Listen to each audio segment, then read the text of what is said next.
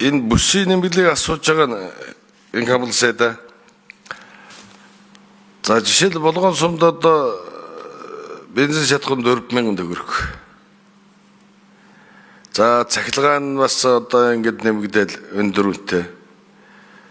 Тэгээд бүх одоо өргөн гэрлийн хүнсний бараа бас өргөн юм үнэтэй. Тэгэхээр энэ бүсийн нэмэгдлийг зөвхөн төрийн үйлчилгээний надаас төрд ажиллаж байгаа улсууд олгож байгаа юу? Одоо ажилгүй улсууд төр бас олгодох уу?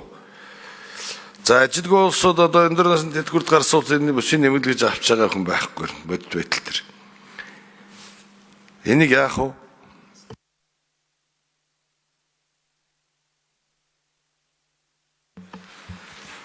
За энэ хамгаалан сайд хариулна.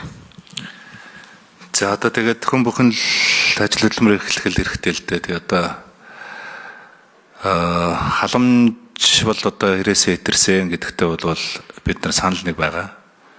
Тийм учраас одоо удахгүй улсын хурал дээр бид нар нийгмийн даатгалын багц хууль, халамжийн одоо багц хууль, за хөдөлмөр эрхлэлтийг дэмжих тухай хуулиуд, гэр бүлийг дэмжих тухай хуулиудаа бас ингээ багцаар нь өргөн барихаар бэлтжээ. За энэ хүрээндээ одоо татврын одоо реформуудыг бас хийн.